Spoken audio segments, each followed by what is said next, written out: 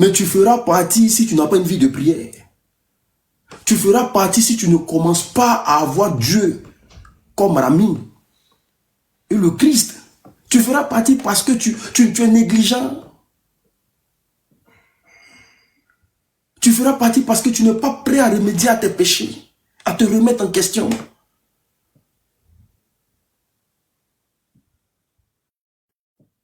Tu feras partie parce que tu donnes du faux.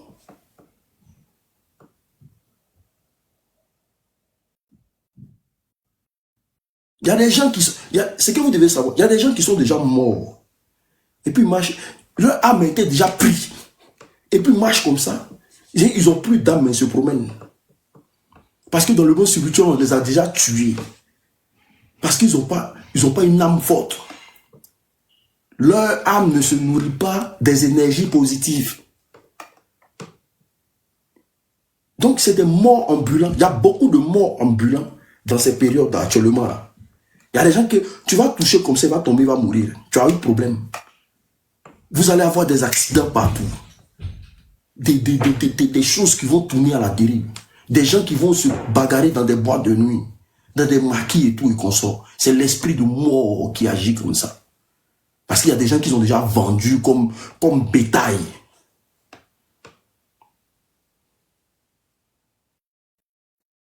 Pour ces fêtes-là.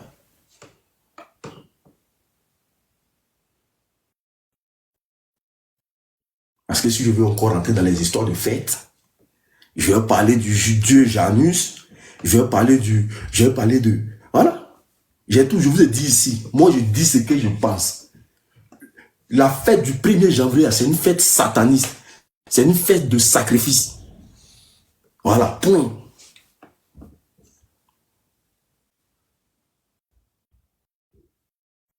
Donc si tu es conscient de ça, là, tu t'arranges. La fête du 1er janvier, c'est une fête sataniste. C'est une fête de sacrifice.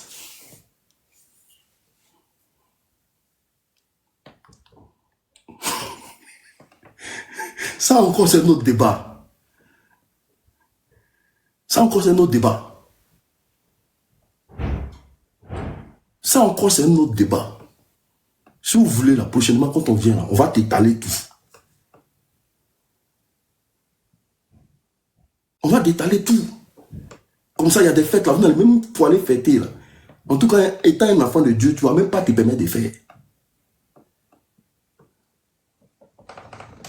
Tu ne vas même pas te permettre de faire. Aïe. C'est des choses qui ont été inspirées par des francs-maçons. Vous fêtez quoi? Donc vous pensez quand on dit fête là, vous pensez que voilà, c'est fête physique comme ça quoi. Non, c'est pas... C'est la période où les satanistes fêtent. C'est des choses qui ont été inspirées par des satanistes. Des francs-maçons, c'est eux qui ont été inspirés de ça. C'est Dieu qui a écrit dans la Bible que... Bon, c'est Dieu qui a écrit dans la Bible que le 1er janvier, là, c'est la fête des chrétiens. Mais c'est la fête des musulmans, c'est une fête nationale, internationale. C'est écrit où dans la Bible? Non, si je commence à parler de Noël ici, là, les gens vont dire que je pète un câble. Il faut laisser, les enfants vont profiter de ça. Hein? C'est écrit où? Vous fêtez des fêtes païennes. Et puis vous pensez que vous êtes des personnes comme ça. Non, c'est pas comme ça. Le monde c'est pas comme ça. Le monde, c'est pas comme ça. Donc, quand vous êtes assis là, vous pensez que Noël, là,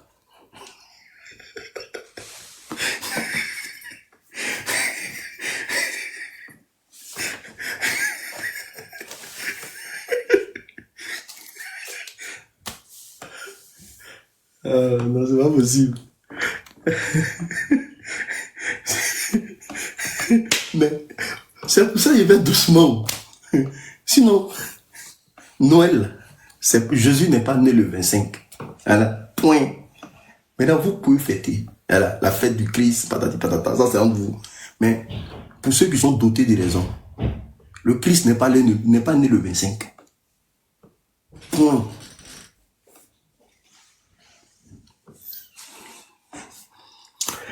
Donc, nous, tout ce qu'on peut dire ici, et que Dieu l'accompagne, en tout cas Dieu accepte son pardon et que Dieu vraiment l'aide et que Dieu l'accepte dans son royaume. C'est tout ce que nous on peut dire. Parce que nous-mêmes là, ça peut chauffer sur nous tous ici, hein. Mais ça va dépendre de à qui tu crois. Quelle est ta connexion avec Dieu? C'est très important. J'attends aujourd'hui là, moi je n'explique pas l'histoire. Hein. Tous ceux qui ont des histoires à raconter là, vous montez. Aujourd'hui là, c'est dimanche, moi je n'explique pas l'histoire. Ceux qui ont des histoires à raconter, vous montez. Je ne suis pas témoin de Jéhovah, je ne suis pas quoi que ce soit. Je suis un envoyé de Dieu. Je suis quelqu'un qui est là pour remettre les pendules à l'heure. Voilà. Je ne suis pas ici, rien du tout. Parce que les témoins de Jéhovah, encore ça, c'est autre chose. Je peux parler de ça. Voilà.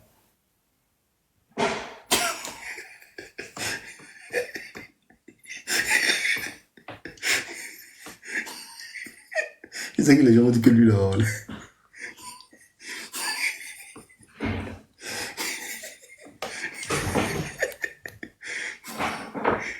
C'est pas possible.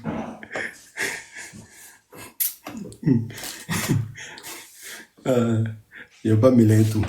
Bonsoir. Précision, ça va? Je vais bien. C'est dosé ce soir, là, mais on a besoin de ça. Il y a envie de... Au fait, On a besoin de ça. Au fait, il y a envie de fracasser. Fracasse, on tend vers la fin d'année. Les gens qui croient en Dieu, là, vous pensez que Dieu c'est vos camarades. Vous êtes là, vous fêtez des fêtes païennes, et puis vous dites que vous croyez en Dieu.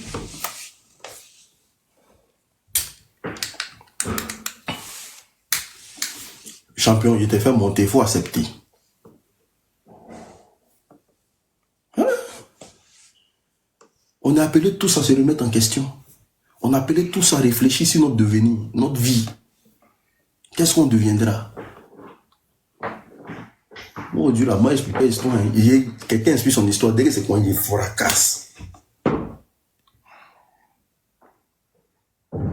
Allô? Allô? Allô? Allô? Allô? Allô, madame? Émilie? Émilie?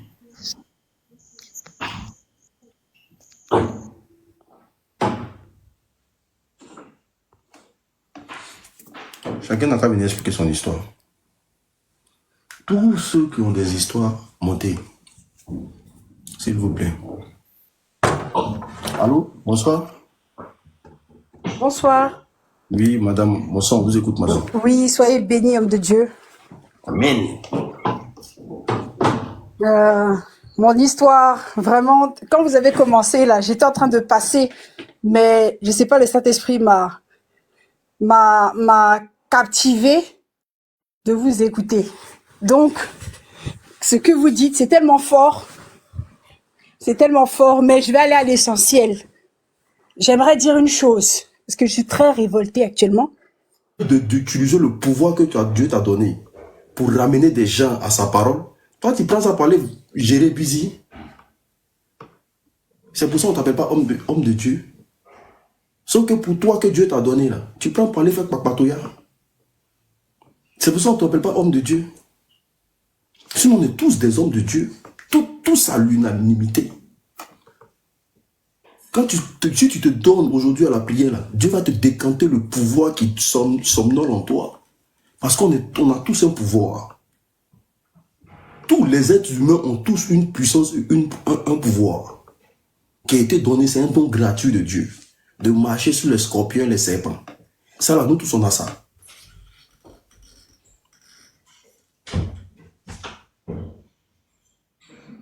Nous tous on a ça. Donc on est tous des hommes de Dieu. Mais toi tu as pris pour toi là, pour aller faire des palabres inutiles. C'est toi qui es dans la vie de tout le monde. C'est toi qui passes ton temps à prendre, tu prends grossesse, tu enlèves. C'est toi qui es là. Mais en quoi ça fait de toi un homme de Dieu? Ou pas? Ce soir-là, je suis venu pour vous. Hein. Je vous allumer. D'accord.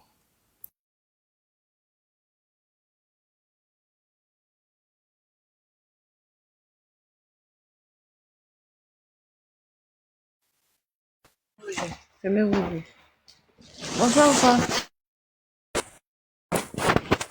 Bonsoir, Van. Bonsoir, ça va? Tu as une histoire à raconter? Hein? Van. Oui, tu as une histoire à raconter? Van, moi, je suis là quand il était chaud. Là. Oui, oui, oui, oui. Ok, vas-y, on t'écoute alors. Genre, il était là et puis avant, puis ma grand-mère dit que mariage forcé là. Hmm. Donc, ma grand-mère m'a dit que de faire mariage forcé. Donc, avant qu'elle a commencé à faire chose à mariage forcé, elle a dit, ah, je veux pas. Donc, après ça, maman dit que comme c'est une vieille mère là, donc d'accepter ça quoi. Mariage forcé là. Donc, j'ai accepté mariage forcé là. Donc, après ça, je suis allée essayer ça avec les jeunes là. On a fait 1 an là-bas avec les jeunes là. Depuis ce jour que mariage forcé là, je rentré dedans là. Je me sens pas bien. Donc, c'est après ça, je suis quitté dedans. Actuellement, je suis à Abidjan. Je suis à Abidjan, mais même maladie a toujours ça et 6 mois.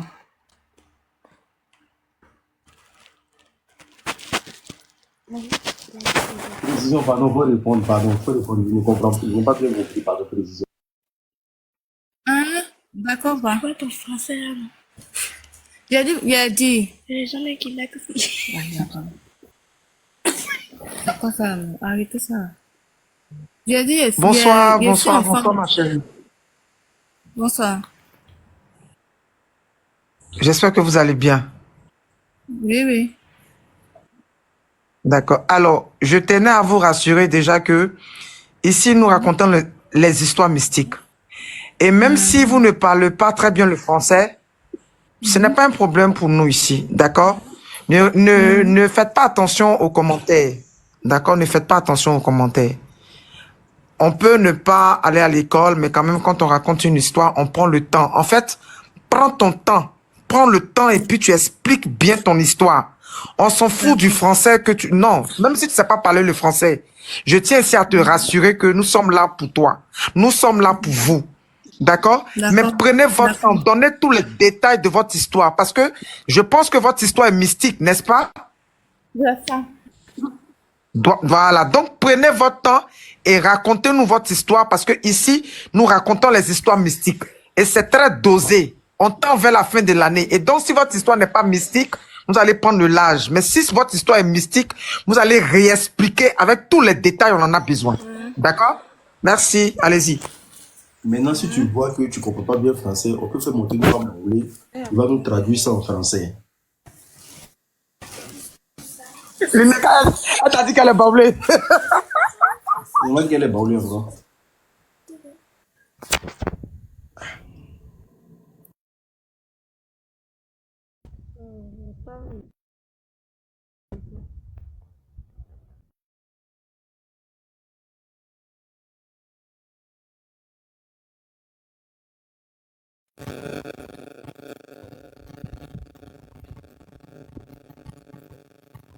Bénédiction. Allô? Allô? Allô? Eh, les baoulés n'ont pas connexion, mais j'aime pas ça. Avec une baoulée aussi. Baoulés n'ont pas connexion aujourd'hui.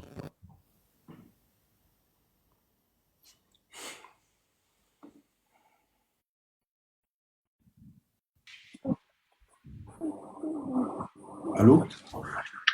Bonsoir. Bonsoir, madame, ça va? Oui, ça va, monsieur. Vous parlez J'ai fort. une histoire à côté. Il parle bien, il faut sortir ta voix. D'accord, je suis un peu grippée, c'est ce que c'est. Ok, vas-y, vas-y. J'ai une histoire à raconter. L'histoire d'une copine qui est décédée cette année. Bon, elle vivait ici avec sa maman et son frère et une de ses sœurs qui est partie en France, qui les a laissés ici en Côte d'Ivoire. Donc ma copine était là avec sa maman et son grand frère. Donc elle a eu un contrat au Maroc. Elle est partie avec une de ses copines. Derrière elle, sa maman est tombée très malade. On apprenait dans les coulisses que le frère, le grand frère, qui couchait avec sa maman. Parce que le frère, j'avais oublié de vous dire, il était en guillemets un brouteur. Il était un brouteur. Donc on apprenait qu'il couchait avec sa maman. Elle était malade, sa maladie l'a rendue tellement bizarre. Elle était devenue tellement bizarre. Et j'ai oublié de vous dire aussi, la maman, elle faisait tellement de pratiques bizarres aussi. Elle faisait des médicaments très très bizarres. Elle faisait des pratiques bizarres. Mais souvent même, on entendait dire qu'elle voulait la chance des copines de sa fille pour ajouter à leur bonheur. Donc c'est comme ça que ma copine est arrivée au Maroc, sa maman est tombée malade derrière elle. Elle était très malade, sa maman. Donc peu dans les tournages, on a appris que sa maman est décédée. Donc ma copine étant au Maroc, elle n'a pas pu supporter. Et on entendait aussi dire que son frère commençait à prendre l'âme de sa sœur. Étant au Maroc, elle était devenue très malade. Elle était malade aussi, elle a commencé à faire la maladie. Je sais pas, on ne sait pas souffrir de quoi, mais elle était devenue très maigre. Elle avait maigri. Tout le monde se posait les questions. Donc la fille est arrivée au Maroc et en Côte d'Ivoire. Quand tu voyais le visage de la fille, tu sentais que Ma chérie, elle était un là. instant s'il te plaît, un instant s'il te plaît, je vais répondre à Oui. quelque chose. Baker, pourquoi c'est les femmes qui expliquent toujours les histoires mystiques? Parce que c'est vous les hommes là qui allez faire des amours pour venir les mettre dans le problème. Donc ta réponse est claire. Si tu répètes encore, je te bloque. Voilà, vas-y. D'accord. On voyait le corps. On peut dire, bon, pour quelqu'un qui voit, qui est un peu spirituel, tu sens que la personne est là, la fille est là, mais son âme n'est plus.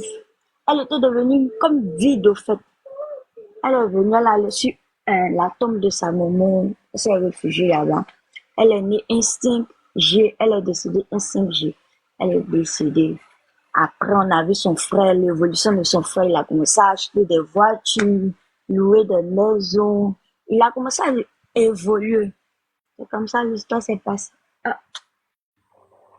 Donc, actuellement, il vit sa best life. Il est dans sa vie, il est tranquille. Il avance. Merci, c'était mon histoire. Et parce que dimanche, ça va être un dimanche dur. Allô? Bonsoir, madame. Madame, ouvrez votre micro, s'il vous plaît. Joliem. Ouvrez votre micro. Attends. Et puis, elle rigole en commentaire, c'est ça?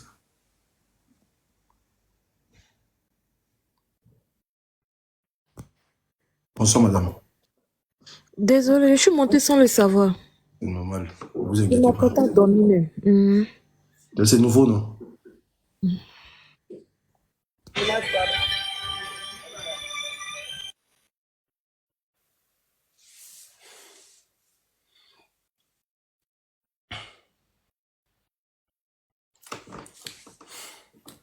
Faites malin, vous ne voulez pas venir expliquer vos histoires.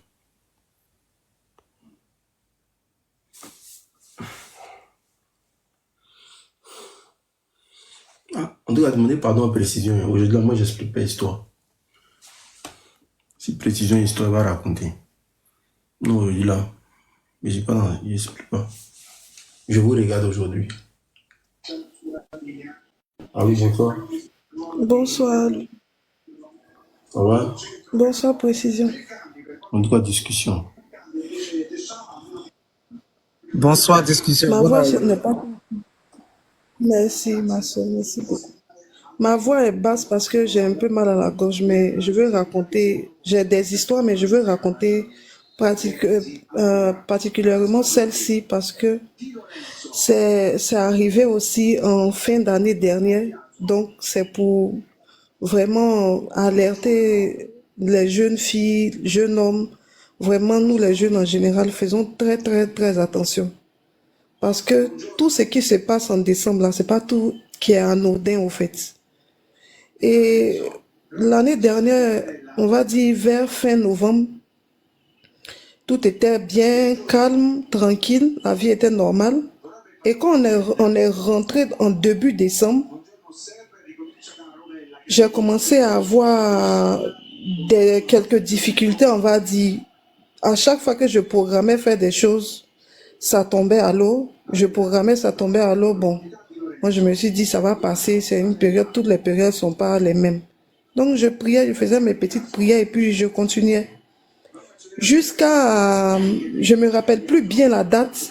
Je sais pas qui va se rappeler ici sur ce live-là, vers la période où l'artiste ivoirienne Roseline Layo devait faire son concert l'année dernière. Là. Je me rappelle plus c'était à quelle date, mais c'était en fin d'année dernière. Voilà, donc j'aimerais marquer ce fait-là.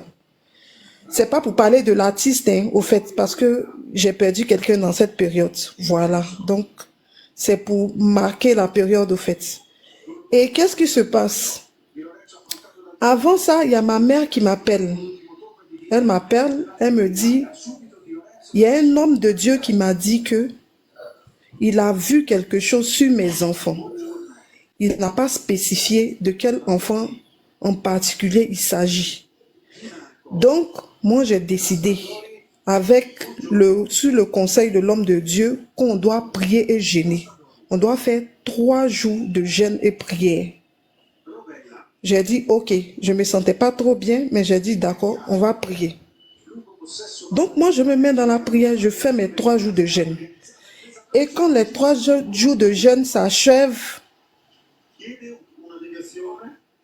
la nuit qui suit, je fais un rêve le soir, quand je vais me coucher. Et dans le rêve, l'unique, c'était comme si on nous poursuivait. Au fait, je ne sais pas, j'étais avec qui précisément dans ce rêve-là.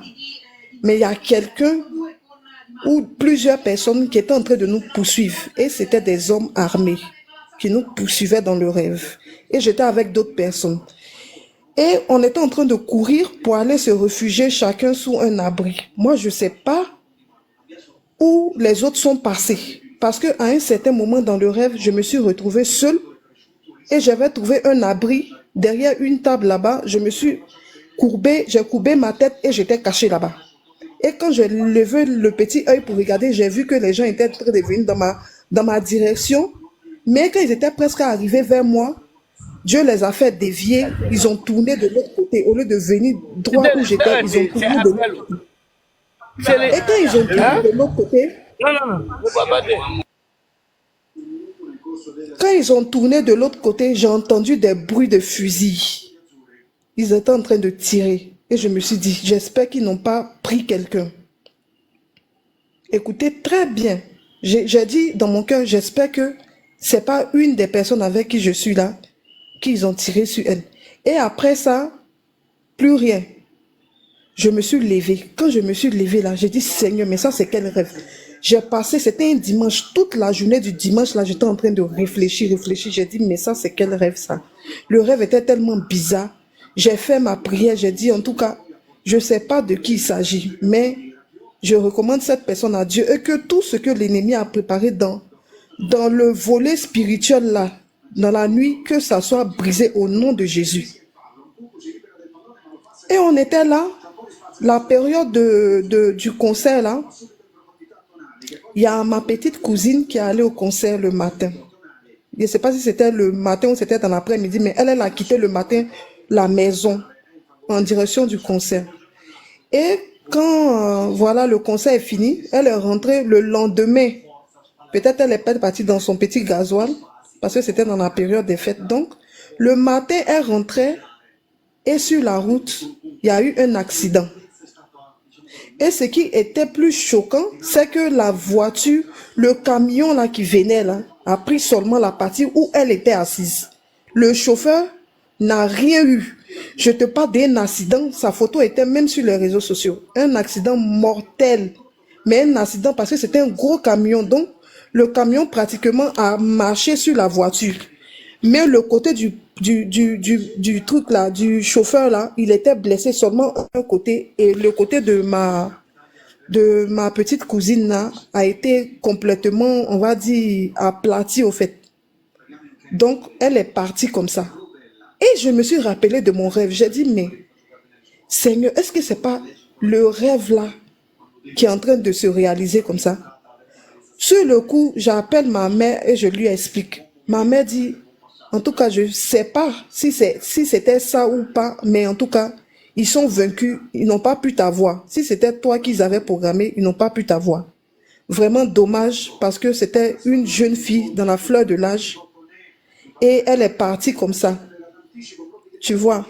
Et je me rappelle très bien que sa sœur disait que le jour-là, on lui avait dit de ne pas partir dans ce concert-là. Mais elle avait insisté pour partir parce que elle voulait vraiment y être, parce qu'elle devait être là-bas avec des amis. Et elle est partie. Sûrement, peut-être qu'elle n'a pas prié, je ne sais pas. C'est Dieu qui l'a voulu. Mais j'aimerais interpeller ici, s'il y a des jeunes qui m'écoutent. Vous savez, les concerts et autres là, je parle pas d'artistes et quoi. Mais les concerts en général, tout le monde n'est pas, comment on va dire ça? Tout le monde n'est pas beaucoup spirituel pour aller dans certains concerts au fait. Parce qu'il y a beaucoup de choses qui se passent. Et quand tu ne pries pas, des trucs peuvent t'arriver au fait. Il y a beaucoup d'échanges d'aura. Il y a beaucoup d'échanges de malheur dans ce genre de trucs-là. Vous voyez, c'est pas l'artiste même qui est peut-être concerné, mais tu sais pas qui tu vas croiser là-bas. Tu vois. Et on ne sait pas si le monsieur, il était dans un truc, au fait, où ils ont livré ma petite là, tu vois.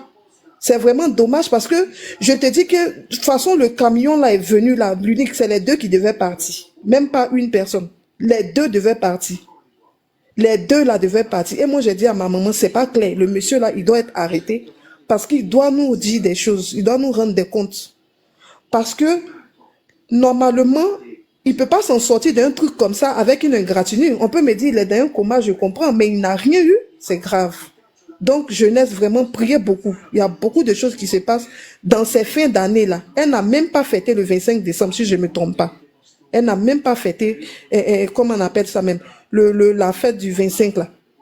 Pour dire qu'elle est partie dans la période même de Noël, tout ça.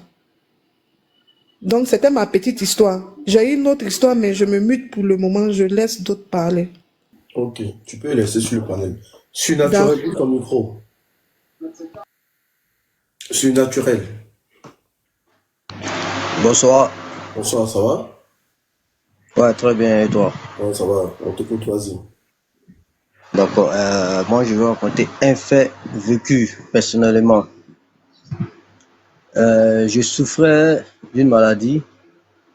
Donc, pendant des années, hein, j'ai eu à faire tout ce qui est médicaments traditionnels dans plusieurs pays. Mais vraiment, il n'y avait pas de solution. Non, mais la seule solution que la médecine proposait, c'était une intervention chirurgicale. Donc, j'ai décidé de faire l'intervention. Donc, je suis allé faire l'intervention à Abidjan ici.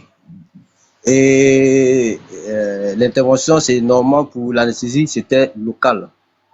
C'est-à-dire qu'on anesthésie juste la partie et quand tu fais l'intervention, donc tu dois pas, tu vois tout ce qui se passe. Mais bizarrement, quand ils ont commencé à me sentir mal. Et je disais au chirurgien que je m'en vais. Il dit, tu vas où? Parce que je continue à me sentir faible. Je sais pas, mais je lui disais, je m'en vais. Il me dit, tu vas où? Puis j'étais trois dans la salle, en train de faire l'intervention. Et puis un coup, je sais pas ce qui s'est passé, mais je me voyais suspendu. C'est-à-dire, mon corps est couché et je vois les médecins en train de m'opérer. Moi, je suis suspendu. Et puis je les regarde, je vois tout ce qui se passe. Ma maman était là, était dans la salle d'attente avec un vieux père du quartier, plus un de mes petits. Je suis sorti même de la salle d'intervention. Mais la chose qui est bizarre, c'est que tu ne marches pas. Tu es suspendu, mais les choses se déplacent. Tu es là et puis ça, un coup tu es dans tel endroit. Donc, je suis dans la salle d'attente, je vois ma maman qui est là, elle était couchée. Et je vois mon vieux père, il était assis et mon petit. Pendant ce temps, ils étaient tous en train de m'opérer. Hein. Après même, j'ai même quitté l'hôpital, je me suis retrouvé chez moi. chez moi, mais pas dans la maison, dessus de ma cour. Et je voyais les maisons, tout. Après, c'est d'autres choses. J'ai vu mon papa qui était là. J'ai vu des choses qu'on ne peut pas expliquer.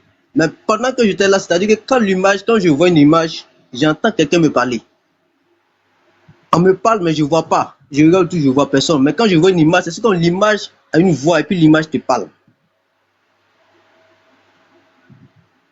Je parle même plus, j'ai la chair de poule encore. Donc, l'image, je vois. Maintenant, la chose qui m'a fait bizarre, j'ai demandé, puisque j'arrivais à demander aussi, quand je vois quelque chose que je ne comprenais pas, je demandais, et on me donne une réponse. Donc, je suis chrétien. J'ai demandé à voir Jésus. C'est resté sans réponse. J'ai demandé à voir Dieu. C'est resté sans réponse. Mais par contre, les choses que je demandais, je voyais. Et ce qui m'a fait bizarre, la voix me dit, quand tu cherches l'argent, il faut chercher l'argent dans la légalité. Parce que quand tu meurs, ton argent, tu vois l'argent, ça se transforme comme de la fumée. Tout part en fumée. Ça, c'est une expérience vécue. C'est quelque chose que j'ai vécu personnellement, que je suis en train de dire. J'ai dit plein de choses. Même si moi, mon avenir, j'ai vu mon papa, mais je l'ai vu malade. Il était couché, malade. Mais la voix me dit, ton papa va vivre longtemps. Et après, j'ai senti qu'on me tapait. J'ai senti qu'ils sont en train de me taper. Ils sont en train de me taper. Et puis, je suis revenu en moi. C'est les médecins, ils avaient fini et ils étaient en train de me réanimer. Donc, quand je suis revenu, je parle, mais ils n'attendent pas. Il me dit, lève la main. J'avais du mal, j'étais devenu lourd. Pour lever la main, c'était tout un problème. Mais j'ai fait l'effort et puis après, ils ont dit que ça va. Ils m'ont enlevé sans me mettre dans une salle. Donc, elle est sortie, ils m'ont dit, ça va. Il dit, oui, ça va. Il dit, normalement, on doit te laisser aujourd'hui, mais vu ce qui s'est passé, tu vas rester à l'hôpital, c'est demain, on va te libérer. Ouais, c'est resté. Et j'ai commencé, quand ça a commencé à aller, j'ai dit à ma maman, j'ai dit, moi, tu vu, tu étais là, tu étais couché. Elle m'a dit, comment j'ai sais ça? J'ai dit à mon oncle, voilà ce qu'il faisait, mon vieux père qui était là. J'ai expliqué ce qui se passait. Mais après ça, c'est devenu quelque chose de fort encore. Parce que quand j'ai fini l'opération, tout aussi, rentré à la maison, j'ai commencé les traitements, tout. Mais après, c'est des visions. Je dis, je suis dans la douche, je me lave, et puis, paf, ça apparaît. Je vois des choses qui vont arriver. Je vois ça aujourd'hui, le lendemain, je vois la même scène. Après, dans les voitures, que je suis dans une voiture, les gens que je ne connais pas, je suis assis à la personne, et puis j'entends le nom de la personne clair et net, et ça me dit des choses sur lui. Mais comme je ne connais pas, j'ai peur de parler aux gens. Mais là où j'ai eu la preuve que c'est vraiment réel, il y a la plupart de mes amis. Quand je suis eux, je m'assois et puis je discute avec eux, je les dis, voilà. Ah, il y a un mec qui me dit, Dieu, toi tu lances le bien. Tout ce que je les décris, effectivement, c'est ça. Mais la chose qui est bien, c'est que tellement que tu entends les voix, tu entends les choses, après toi-même, ça commence à te rendre bizarre. Donc, les gens disent non, prie. Bon, après, à l'église, ils ont dit non, tu es prophète, et quoi, prie, canaliser ça. Mais moi, c'est l'histoire de choses, je ne vais pas entrer dedans. Parce que c'est vraiment, vraiment complexe. C'est très, très complexe. Parce qu'il y a plein de choses que quand tu n'es pas au courant, et puis tu le fais, il y a rien. Mais quand tu sais ce qui se passe, et puis tu le fais, c'est très, très dangereux. Donc, moi, je suis convaincu d'une chose, c'est que après, ici, il y a une autre vie. Et ce ne sont pas des dimensions. On a une dimension visible et puis une dimension invisible. Ça, je suis convaincu de ça parce que j'ai vécu ça. Donc, je vois certains pasteurs qui disent non, quand tu es mort, c'est fini. Non, quand tu es mort, c'est pas fini. Je ne sais pas, il y a un message du pasteur Rufus Zawi où il a prêché les morts ne sont pas morts. Mais c'est une vérité absolue. C'est une vérité absolue. Si tu as l'occasion d'écouter, écoute son message sur ça, les morts ne sont pas morts. C'est une vérité absolue parce que moi j'ai vécu ça. Et tout ce qu'il dit dans le message, c'est réellement ce que moi j'ai vécu. Donc c'est un peu ma petite histoire. Merci. En tout cas, merci beaucoup. Merci pour ton histoire, franchement, c'est très édifiant, c'est très bien expliqué. Et merci beaucoup. Maestro. Oui, bonsoir, monsieur Luc. Bonsoir, ça va? Ça va bien chez vous? Oui, ça va. On vous écoute, monsieur. Ok. J'ai une petite histoire à vous rencontrer. D'abord, je vis à l'étranger et là où je travaille dans une entreprise là où je travaille, j'ai un ami qui est cubain. Souvent, il est en face de moi. Il est devenu comme mon ami, on parlait chaque jour. C'est arrivé un jour, il me pose la question, c'est quand mon anniversaire? Et je l'avais dit. Le jour de mon anniversaire, je l'ai dit que bon, comme il m'avait demandé, je l'ai rappelé que c'était aujourd'hui mon anniversaire. C'était un dimanche, on n'a pas été au boulot. Le lundi, il m'a dit, bon, lui n'a pas pu venir assister, mais lui va me faire un cadeau. J'ai dit, ok. Le lendemain, il est venu au boulot et il m'a dit que le cadeau n'est pas encore prêt. Donc, après tout, lui va, si lui, il a eu ça, lui va m'apporter ça au boulot. J'ai dit, ok, il n'y a pas de problème. Après 3 jours comme ça, il m'apporte le cadeau. C'était un chapeau noir. Le chapeau noir même, ce n'est pas quelque chose que moi, je peux même porter, même pour aller au champ, je ne peux pas porter pour aller. Donc, c'était bizarre au fait pour moi. J'ai dit, ok, comme on ne refuse pas, j'ai pris ça et je suis venu, j'ai déposé ça dans la chambre. Bon, après tout, un jour, dans des discussions, on discute comme ça, et il me disait, il dit que, il me parlait de la viande de quelque chose. Je ne me rappelle plus, c'est comme il disait viande de porc. Je lui ai dit, moi, je ne mange pas de porc. Il me dit, pourquoi? J'ai dit, bon, je suis un musulman, nous on ne mange pas de porc. Et il a dit, viande d'une personne. J'ai dit, comment ça? Viande d'une personne. Comment je peux manger viande d'une personne? Jamais je ne mangerai pas. Et il a dit, lui va vouloir un jour manger. Peut-être, on dit que ça, c'est doux, au fait. J'ai dit, qu'est-ce que lui là? Bon, c'était en pagaille comme ça, bon. J'ai même pas pris ça en considération, au sérieux. Depuis qu'il m'a remis le chapeau là, dans mes sommeils, je ne fais que rêver. Tout le temps, bizarre, quelque chose qui va arriver à ma famille, à celui-ci. Des fois, peut-être, ça va être mon enfant. Je rêve, ça me mélange au fait. Mes rêves n'ont pas de direction. Alors que moi, je suis quelqu'un, souvent, si je rêve, souvent, ça se réalise. Mais ça là, je ne sais même pas, ça veut venir d'où. Ok. Un jour, au boulot, il a apporté une viande. La viande là, je ne sais pas c'est quel genre de viande. Il m'expliquait que la viande de quoi est. Et il m'a donné ça, j'ai pris ça, j'ai déposé. Après tout, j'ai vu que il n'a plus son idée sur moi, j'ai pris ça, j'ai mis ça à la poubelle. La nuit, je dors, je suis en train de dormir, je rêve que c'est comme ça, quelqu'un me remet la viande de manger. Et dans le sommeil, j'ai pris la viande. Il paraît que j'ai mangé la viande un peu, ça ne m'a pas plu, j'ai jeté ça, j'ai jeté le reste. Le lendemain, toute la journée, je ne faisais que cracher. Façon de je me sentais. Je suis venu au boulot, ça m'a tiqué, je suis tiqué en même temps, je sais que lui là, il doit être dans quelque chose. Et c'est un enfant, hein, il va être dans 18, 19 ans comme ça. Il va être dans quelque chose.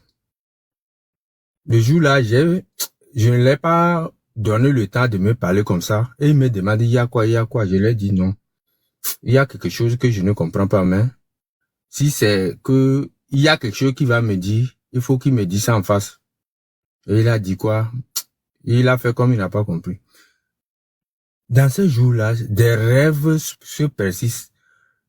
J'ai commencé, si je veux me coucher, je fais l'ablution, je fais 2 rakas ou bien 4 rakas avant de me coucher. Et ça a commencé par diminuer. Et un jour, en te suivant, le temps là même, je te suivais déjà. C'est dans les parler que quelque chose m'a dit, le chapeau qui m'a remis, il faut que je jette le chapeau là. Et j'ai pris le chapeau là, j'ai jeté. Tu sais que depuis que j'ai jeté le chapeau là, jamais je n'ai pu rêver. Jamais. Je n'ai pu rêver, voir quelque chose de bizarre. Si je vais rêver, ça, je vois clair et je sais que bon, dans mes prières, je suis quelqu'un aussi que souvent je prie beaucoup, je ne fais pas n'importe quoi. Je suis quelqu'un qui est un peu orienté. Donc, c'est tes conseils que je suis souvent qui m'a fait ouvrir les yeux. J'ai jeté le chapeau. Je me suis senti que le chapeau là, c'était quelque chose qu'il avait déposé. Il m'a remis pour pouvoir me contrôler. Donc, c'était ça mon histoire. Et aujourd'hui, je rends grâce et tout va bien quand même. Merci beaucoup. Ok, merci. Bonne soirée. J'espère que vous allez bien. Avant de prendre précision, il faut que j'ai une précision. Est-ce que vous comprenez? Précision dit qu'elle a une histoire vraiment rocambolexe à vous expliquer. Voilà. Et avant de prendre précision, j'invite tout le monde à venir chercher la grille moteur. J'invite tout le monde. C'est bio, c'est naturel. À venir chercher la grille moteur. Merci beaucoup, mon frère. Agrimoteur. Famille, tu souffres des problèmes de dos, tu souffres des problèmes de reins, tu souffres des problèmes d'hémorroïdes, ulcères, éjaculation précoce, érection molle, plaie de ventre, kyste, myo, fibrome. Tu souffres, en tout cas, je ne sais pas, des problèmes de genoux, fatigue générale. Viens chercher ton produit, c'est très important. C'est très important, c'est très bon pour la santé. J'ai dit, tu as des problèmes de dos atroces, ça te fatigue. C'est fort. Tu sens que le dos te fait mal. Tu as des problèmes de reins, hémorroïdes là. Tu sens que même ça t'épuise. Ton éjaculation précoce, ton érection molle. Ça te horrore. Plaie de ventre. Chez les femmes, kyste, myo, fibrome. Venez chercher votre produit. C'est 40 € le traitement de 1 mois. Je fais l'envoi partout dans le monde. C'est 40 € le traitement de 1 mois. C'est très bon pour la santé. Et je demande à toutes ces personnes qui me suivent ici, tu n'es pas obligé de tomber malade avant de prendre. Tu peux prendre ça à titre préventif. C'est très important. Donc venez chercher votre produit. Je n'en ai plus beaucoup. Venez chercher votre produit. Pour tous ceux qui sont intéressés, contactez-moi par WhatsApp. Voilà. Contactez-moi par WhatsApp pour tous les intéressés. Actuellement, la commande qui arrive, c'est pour 7 personnes. Je n'ai pas beaucoup. La commande qui arrive là, c'est... Aujourd'hui, elle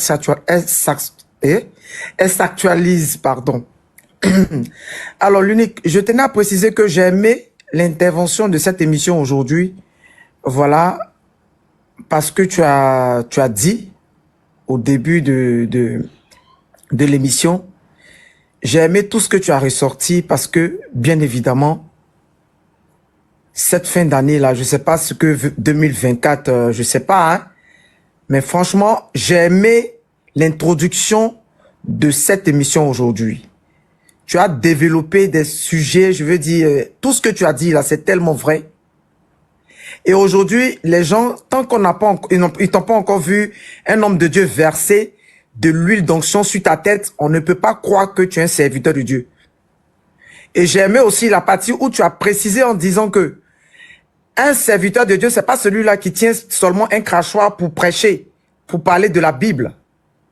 Ce que tu es en train de faire, je t'ai dit, moi, ce qui a attiré mon attention et ce qui me maintient ici jusqu'à aujourd'hui, c'est l'onction que Dieu a déposée en toi, c'est ton appel là, en tant que serviteur de Dieu. Et ce que tu es en train de faire, je te le dis tout le temps que c'est un ministère.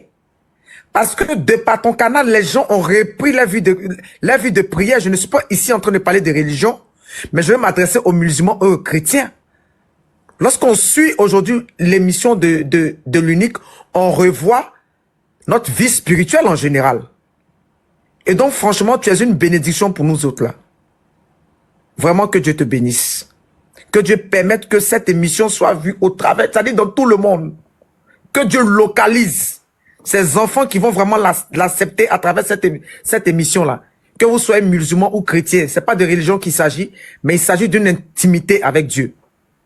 Et donc, merci beaucoup, que Dieu te bénisse l'unique. Avant de Alors, sans continuer, plus tarder, allô, comment? excuse-moi, merci beaucoup pour ce que je viens de dire. Eux, au lieu de là, non, l'unique, ils jouent les hommes de Dieu, là. Commencez à payer votre dîme, c'est très important. Voilà. Ne jouez pas le travail. Au lieu de penser à comment vous allez payer votre dîme, parce que moi j'ai fini de prêcher et vous partez payer dîme dans la main de vos pasteurs. Vous ne pensez pas que votre vie est bizarre? Est-ce que vous avez compris? Merci pour la précision. En passant, j'attends toujours ma carte. Parlons d'offrande, merci. Si tu ne me rappelles pas là, moi je suis occupé, il faut me rappeler. Ah d'accord. D'accord, je te rappelle, demain c'est lundi, donc je te rappellerai. Alors, pour ceux qui ont déjà écouté cette histoire, je vais encore raconter cette histoire, mais avec plus de détails. Parce qu'aujourd'hui, je pense que ça fait partie de l'actualité que nous vivons. Alors, l'aîné de ma famille tombe gravement malade. Et moi, je suis à la maison. Mon téléphone sonne, je décroche. C'est elle qui m'appelle, elle me dit non, je me sens pas bien et tout ça. Bon, moi, je me dis, elle se sent pas bien. C'est peut-être la fatigue parce que son travail est physique, en fait. Donc, moi, je ne prends pas ce qu'elle me dit au premier degré. Et donc, je pense que 2 jours après, ma mère étant venue me rendre visite à la maison, nous étions en train de parler et son téléphone s'est mis à sonner. Elle décroche, c'est ma soeur. Et elle a mis le haut-parleur parce que c'est un nouveau téléphone. Ma mère, elle ne maîtrisait pas le téléphone. Vous connaissez nos moments là. Donc, elle a mis le téléphone sur le haut-parleur. Et c'était ma soeur. Mais avec une voix méconnaissable, je vous assure. Disant à ma mère que, écoute, si tu ne viens pas me voir, je pense que je suis en train de partir. Et ma mère a crié. Et moi, en fait, ça m'a tellement choqué que je suis resté sans voix, en fait. Et j'ai dit à ma mère, mais qu'est-ce qu'elle raconte là? Ma mère me dit, non, faut qu'on se rende là-bas. J'ai dit, ok, d'accord. Et je suis rentré dans la chambre. J'ai prié. J'ai dit, je me suis mis à genoux. J'ai dit, Seigneur, nous sommes orphelins de père. Et tu déclares dans ta parole que tu es le Père, tu es le Dieu des orphelins et des veuves. Regarde ma mère. Elle est rescapée de sa famille. Aujourd'hui, elle n'est que seule au monde. Il n'y a ni oncle, ni tante et tout ça. Elle est seule. Tu nous as pris ce monsieur par lequel nous sommes venus sur cette terre. Il est parti, qui est notre père. Donc aujourd'hui, tu es notre papa. Voilà le cas de ma soeur. Voilà ce qu'elle vient de dire à ma maman. Présentement là, on n'a personne, on n'a que toi. Je t'en supplie depuis ton trône. Dispose toutes choses favorablement afin qu'elle obtienne sa guérison. Ne sachant même pas de quoi elle souffrait. Hein, parce que de base, pour moi, c'était juste la fatigue ou un palu à la limite. Et donc, nous sommes rendus chez elle parce qu'elle habite, il faut préciser qu'elle est jusqu'à Port-Boué et moi, je suis dans la commune de Cocody. Et donc, nous sommes allés là-bas. Et quand nous sommes allés là-bas, c'est-à-dire quand je suis rentré, que j'ai vu ma soeur coucher, j'ai regardé ma mère comme ça et puis je lui ai dit, ça là, c'est pas bon. Elle dit pourquoi? Il dit, mais il faut bien la regarder. Elle évitait même notre regard. Il dit, ça là, c'est pas bon. Elle est en train d'éviter. Elle évite de nous regarder. Et ça là, c'est pas bon signe. Ma mère dit, Dieu est fidèle. Et que nous sommes arrivés, j'ai demandé à son mari, j'ai dit, mais est-ce que vous avez été à l'hôpital? Il dit, oui, on a été à l'hôpital. 3 fois de suite, on a été à l'hôpital. Parce que en fait, c'est depuis la semaine passée que ça a commencé. Et quand elle a commencé à sentir la fatigue, nous sommes allés à l'hôpital, on nous a prescrit des médicaments juste pour la fatigue et nous sommes revenus. Et donc, quand nous sommes revenus, le lendemain, ça n'allait pas, nous sommes partis, nous sommes venus, nous sommes partis encore ce matin. Et c'est depuis l'hôpital qu'elle a appelé la vieille pour lui dire que ça n'allait pas chez elle. Donc moi, je me suis approché d'elle, je lui dis, mais pourquoi tu appelles ta maman? Tu sais très bien qu'à un certain âge là, avec la vieille, il se faisait tard. J'ai dit à son mari, j'ai dit, bon, toi tu vas rester auprès d'elle, nous on va rentrer. Comme il y avait sa fille de maison aussi qui était présente et tout ça. Et puis il y avait la petite sœur la petite soeur a son mari aussi qui était présente. Donc, il y avait quand même un bon monde à l'hôpital là-bas. Et c'était les chambres où il y avait plusieurs personnes, en fait, les chambres communes. Là. Et donc, c'est comme ça que nous sommes rentrés sur Cocody. D'accord? Et donc, j'étais là. Nous étions là. Quand nous sommes rentrés, j'ai dit à ma maman que je ne sais pas, c'est toi qui as porté cette dame-là 9 mois dans ton ventre. Qu'est-ce que tu as ressenti quand nous sommes partis là-bas? Elle dit, ma fille, je ne veux pas te frayer, mais je sens que des gens sont en train de faire quelque chose à mon enfant. Je dis parce qu'une mère, là, elle ressent toujours quand son enfant est attaqué. Et donc, tu peux savoir si ta fille est victime d'une attaque spirituelle ou pas. Elle dit, elle sent que c'est une attaque spirituelle. Je dis, donc, nous, on va se lever dans le spirituel. Parce que j'ai compris que dans la vie, le spirituel domine le physique. Quand tu es malade, tu dois aller à l'hôpital, il faut d'abord présenter ton cas à Dieu. Pour que Dieu te cache dans le sang de Jésus. Et quand tu iras à l'hôpital, tu ne tomberas pas dans la main d'un homme mystique qui va plutôt te changer. Voilà. Et donc, ma mère a dit, il faut qu'on se lève spirituellement, il faut qu'on prie. Et donc, on a commencé à bombarder. On a commencé à se réunir à la maison. Au lieu de se précipiter à appeler un homme de Dieu, c'est pas ce qu'on a fait. Nous-mêmes d'abord, on a commencé à prier, prier, prier, prier, prier. Et le lendemain, quand on a appelé son mari très tôt le matin, il nous a dit, ah franchement, qu'elle a pris un peu de bouillie, que depuis 3 jours, elle n'avait pas mangé. Mais je pense que vraiment, les médecins ont commencé à prendre son cas au sérieux. Je dis, Dieu est fidèle. Dieu est fidèle. Si tu dis ça, c'est que Dieu est fidèle. Je dis, d'accord, comme il n'y a pas, comme tu dis qu'elle est en train de se remettre là, donc nous, on va attendre tranquillement, soit demain ou bien dans la soirée, on va passer là-bas. Il dit, ok, il n'y a pas de souci. Il dit, mais est-ce qu'elle peut parler? Il dit, elle est faible, mais elle peut parler. Donc, il nous passe ma soeur, et puis on échange avec elle. Elle était vraiment très faible. Elle dit, ah, ma petite soeur, Dieu fait grâce, tout et tout. Je dis, Dieu est fidèle. Elle dit, ma petite soeur, voilà ce qu'elle a dit. Elle dit, ma petite soeur, vraiment, sois forte, faut prendre soin des moments parce que je sens que je vais partir.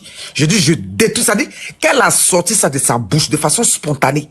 Je dis, je détruis cette parole dans le nom de Jésus. Je détruis cette parole dans le nom de Jésus. Tu ne mourras pas. Et puis elle a dit, amen. Je dis, tu sais, tu peux être couché, sentir même que tu es en train de partir, mais quand tu acceptes la maladie, ma chérie, c'est déjà une défaite. Et donc, tu dois refuser. Et quand tu es là, même si tu n'as pas la force de prier, prie dans ton cœur. Prie. À chaque fois que tu es couché là, dis, je refuse la mort. Je refuse la mort. Je vivrai. Je vivrai. C'est ça. Parce que ta parole a une puissance. Dieu nous a donné le pouvoir. D'accord? De changer les choses. Et donc, cette maladie-là doit se transformer en guérison dans le nom de Jésus. Elle me dit, amen, ma petite soeur. Et quand on a fini, franchement, la veille, là, moi, je n'ai pas mangé parce que je n'avais pas le moral. Vous savez, souvent, c'est vrai qu'on est chrétien, mais face à une situation, tu te joues les durs, tu te dis, tu as la foi. Mais dans ton fond intérieur, il y a une petite peur, il y a une petite crainte là qui t'anime. Tu te dis, Joe, elle-même qui est malade là, si elle sent ce genre de propos là, c'est elle qui ressent la chose. Donc, peut-être que Joe, c'est l'extrême, hein. Donc, c'est-à-dire que je n'ai pas mangé la veille. Donc, après l'avoir entendu au téléphone, je dis à ma mère, je dis, Joe, nous, on va chercher à manger parce que depuis, on n'a même pas mangé. Puis toi, vu ton âge, faut qu'on cherche à manger. Et donc, c'est comme ça qu'on a commencé à manger. On a mangé le soir, on a dormi. Je vous dis que dans la nuit, Dieu est merveilleux. Ça veut dire que dans cette nuit-là, précisément, à 3 heures du matin, je sens un besoin pressant. Et je vais aux toilettes. Quand je reviens, je sens la conviction que je dois prier.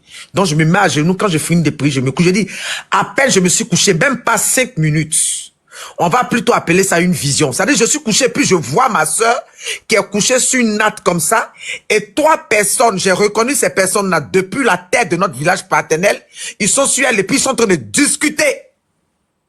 Et puis l'autre dit c'est maintenant. L'autre dit non, on n'a qu'à attendre un peu. L'autre dit mais on a déjà braisé. L'autre dit non, on n'a qu'à attendre un peu. Quand il a vu ça, il dit je me suis levé. Je me suis levé en une lionne. Je suis allé rêver, maman. J'ai rêvé tout le monde dans la maison. J'ai dit faut qu'on prie. Faut qu'on prie parce que le problème il est spirituel. Et les gens, c'est-à-dire ils sont sur elle. Donc nous aussi, on doit aussi persévérer dans la prière. Je vous dis, et jusqu'à présent, on n'avait pas consulté un homme de Dieu. Hein. On priait nous-mêmes à la maison. On a commencé à bombarder. On a commencé à prier. On a commencé à prier. On a commencé à prier, prier, prier, prier.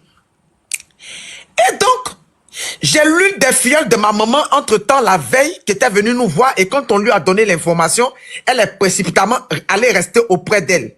Parce que son mari peut pas prendre soin de, je vais dire, son intimité. Il fallait quand même une femme pour en prendre soin. Et donc, la filleule de ma mère, là, s'est portée volontaire, et c'est comme ça qu'elle est partie rester auprès d'elle. Et quand on a fini de prier, là, je suis venu me coucher à 5 heures moins, précisément. Mon téléphone sonne.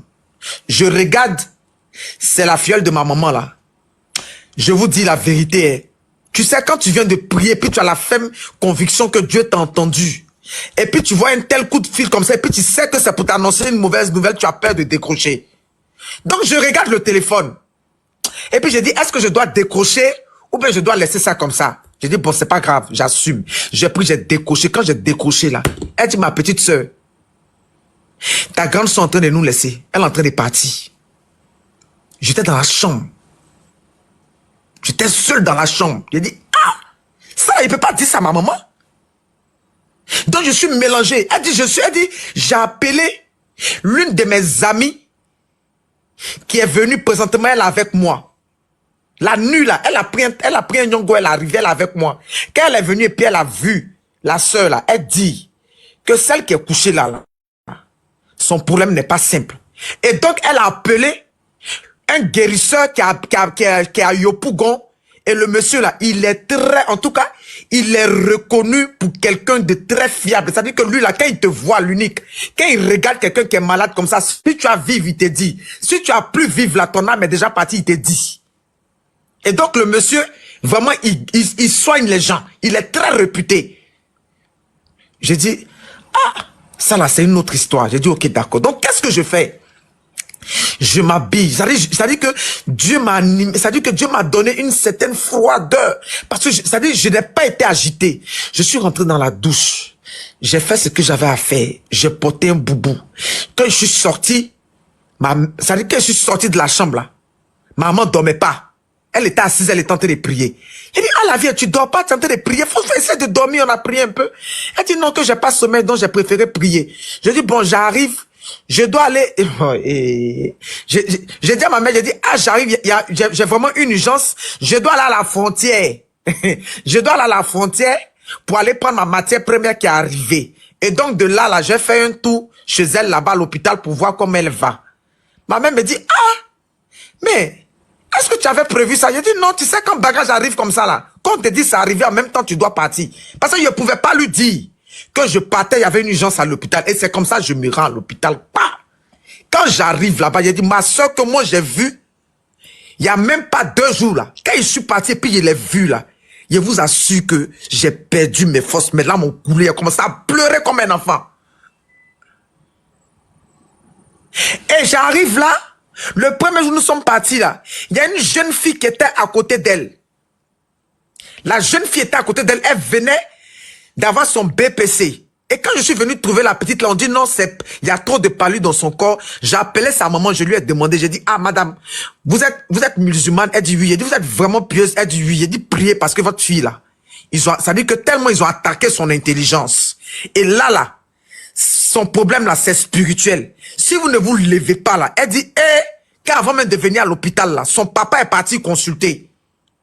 Et quand son père allait consulter, ils ont dit à son père que c'est depuis toi ton village. C'est depuis toi ton village qu'ils ont attaqué ta fille là. Et c'est très sérieux. C'est la mère qui est en train de me raconter cette histoire. Et donc quand moi je retourne là-bas là, la fille là, elle a déjà. L'unique, la fille là n'est plus couchée et la fille est couchée juste à côté de ma soeur.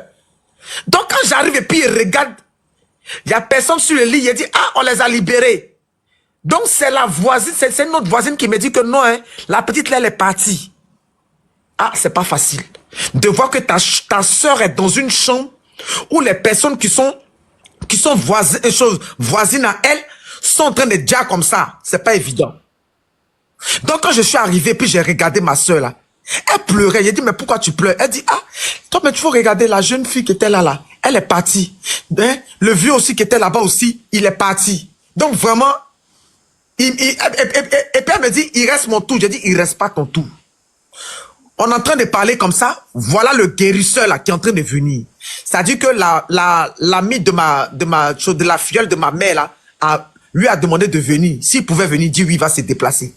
Donc quand il est arrivé, il a pris les pieds de ma soeur, il a regardé les pieds de ma soeur. Il a regardé ses yeux. Il dit, mais celle-là, son âme est partie. Il dit, mais je peux la faire revenir. Que la personne qui est à la base là, c'est une femme. En fait, il dit, c'est un groupe de personnes qui se sont réunies. C'est-à-dire, c'est un groupe de sorciers. C'est là, le monsieur nous explique que l'unique. Moi, je peux être à Cocody. Un sorcier peut être à Yopougon. Tu comprends? Moi, il peut être à Cocody. C'est-à-dire, moi, il peut être à Cocody. Un sorcier peut être à Yopougon. Bon, je vais prendre un autre exemple. Quelqu'un peut être à Cocody. Un sorcier peut être à Yopougon. Et puis, un sorcier aussi habite, même Cocody, là. Tu comprends? Si un sorcier de Yopougon veut venir attaquer quelqu'un qui habite à Cocody, là, même s'il n'est pas de ta famille, il peut rentrer en contact avec le sorcier qui domine Cocody pour t'attaquer. C'est comme ça ils font. Et donc, c'est le monsieur là qui nous explique que c'est comme ça qu'il fonctionne. Et donc, la dame qui est couchée là, c'est une association de sorciers. Ils se sont levés contre sa vie. C'est pas du jeu. Son âme est partie, mais je peux faire revenir son âme. Mais, enlevez-la à l'hôpital, l'unique. C'est pourquoi je précise, je dis que ton introduction aujourd'hui m'a poussé à réexpliquer cette histoire. Le monsieur dit, enlevez-la à l'hôpital ici. Sa place n'est pas ici parce que son problème est spirituel. Ça n'a rien à voir avec l'hôpital. Donc, c'est vrai que moi, je suis sa sœur. Mais j'ai ma mère. Elle a son mari qui est là. Donc, j'approche son mari. Il a dit, est-ce que ce qu'il vient de dire là, c'est en français, il a parlé. Hein? Donc, vous voyez ça comment? Son mari dit non. Il va attendre d'abord le médecin. Le médecin va arriver. Il va signer une décharge. Et là, tu dis quoi même? Il dit oui. C'est un hôpital, on ne peut pas la faire sortir comme ça. J'ai dit, ah ouais. Je demande à ma mère, je dis, qu'est-ce que tu dis? Elle dit, bon, elle pense que ce que son mari est en train de dire là, c'est ce qui est logique. Hein? On va attendre d'abord le médecin. Le médecin, on va lui expliquer. Il va signer une autorisation. On va signer une décharge, pardon. Et puis comme ça, maintenant, ils vont la libérer. Je dis, ok, il n'y a pas de problème. Et le monsieur là, le guérisseur là, quand il a fini là, il dit, lui, il s'en va. Jusqu'au soir, là, on doit lui dire qu'on l'a enlevé à l'hôpital ici. Et puis lui, maintenant, il va rentrer en action. Il va commencer à... C'est-à-dire qu'il il va préparer des canaris pour elle. Traditionnellement, pour la soigner. Pour faire revenir son âme. Parce qu'elle est là comme ça, mais elle est déjà partie. Et donc, c'est comme ça, le monsieur, il part. Je vais parler du guérisseur. Et puis, nous sommes assis. C'est-à-dire que nous sommes assis là. Et personne ne bouge le doigt. On attend le médecin. Donc, je demande à son mari, tu connais le médecin? Il dit non. Je dis, donc, le médecin peut être là. Et puis, nous sommes assis comme ça. On est là comme ça dans le vide. Il dit non. Bon, j'ai laissé des instructions là-bas. S'il vient, ils vont venir m'appeler. Je me suis levé. Moi, je suis une femme, je suis sharp. Je suis très réactive. Je ne dis pas dans mauvais rêve. Je me suis levé. Je suis allé là-bas dans leur bureau là-bas. J'ai frappé. Quand je suis rentré, je me suis assis, je me suis présenté. J'ai dit, alors, je suis la soeur de la dame qui est couchée là-bas. Là. Elle souffre de quoi? Écoutez-moi très bien. Parce que souvent, quand l'unique parle ici, vous pensez que non, c'est des paroles en l'air qu'il est en train de dire ici. Je leur demande, la dame, elle souffre de quoi? On dit non, c'est excès de palu. Je dis, donc, ça dit tout ce que vous êtes en train de faire là, c'est traitement de palu, vous êtes en train de soigner.